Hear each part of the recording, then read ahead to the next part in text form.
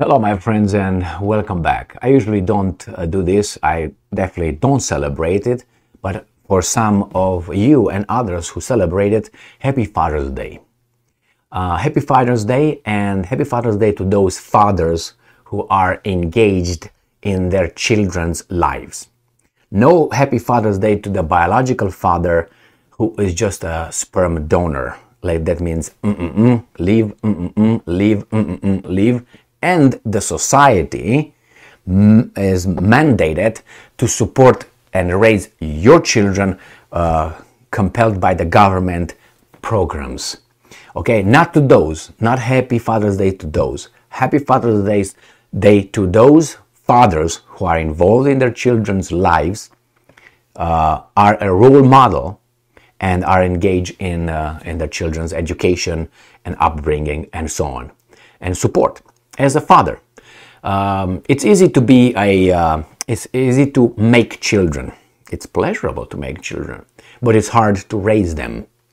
That's why a lot of people who are conscious of the the hardship of raising a child, financial not only financial, also mental, cannot afford having too many children.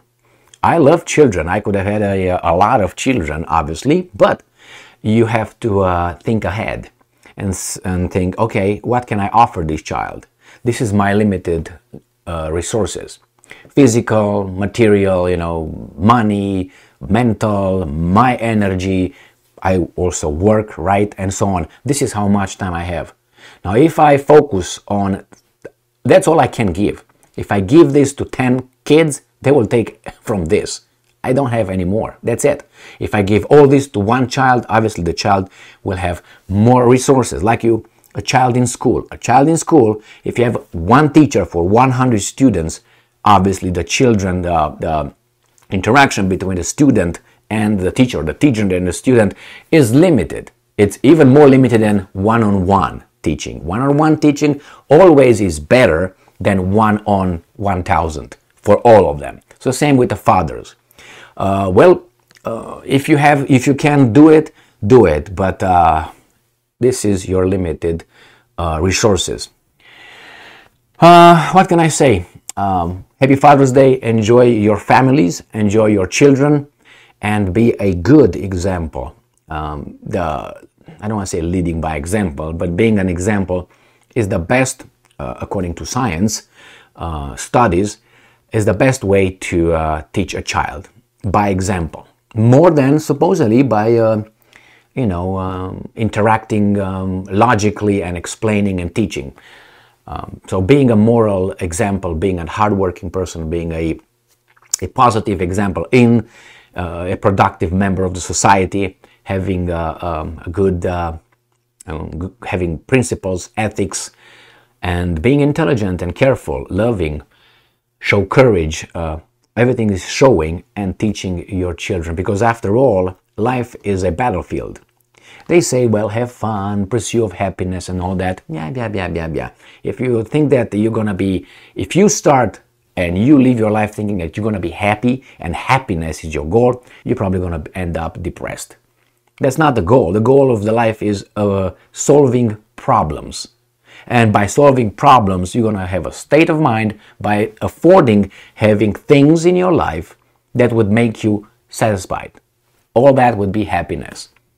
Enjoying time with friends, enjoying time with family, doing things that you like, spiritual, intellectual, however, materialistic activities that you might get involved in. All those things bring you to a general pleasure, satisfaction. Not lust, or lust can play also a role in being satisfied, but the lust lasts a little bit and then becomes the depression until you can have lust again. You know what I'm talking about.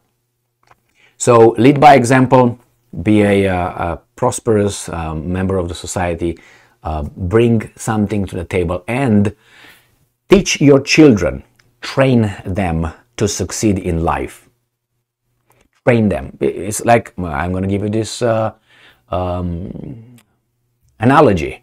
We have, when you say, well, don't have an upbringing, you don't have this, that means you're not trained. Like you have a dog. Bad analogy, wait. I can give you other analogies. I give you a dog because it's easiest. You train a dog to do certain things, and the dog will do them. The same is with children. You are over there and you help them for life. You give them the weapons, the characteristics, the behavior, the attitudes, the right attitudes to succeed in life. If you don't do that, you didn't do your job. Just and being around and giving some money, child support or something. Well, there is this, but it could be this. So be good fathers, and children. You were a child at one point. You know everything at one point. You start thinking that you know better than everybody else. The old man doesn't know shit, and I know best. Gigi told me, so we know shit. Yeah, we did this. And so be patient. Patience is still a virtue. These guys want to try to make other things as virtue, but patience. Be patient with your child, and don't cave to what other people and what the society, clip, which is media, entertainment, politicians, school, try to turn your child into a consumer, dumb consumer. Don't do that. Fight it, even if you would be unpopular, because maybe your child will become at one point, should become smarter and realize, he wanted good for me.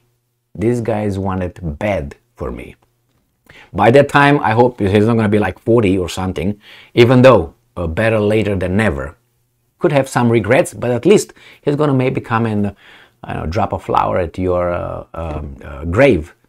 Even though maybe you had a relationship with your children, one day, if they get the point, they will come and do that because they know. So, patience, lead by example, be involved, give them the best, and train them hard to succeed in life. Life is a competition. It's not a friendship making session. That would be fantastic if that would be the case. And that's why we have only 2 or 3 friends in our lifetime, and we don't have 1,000.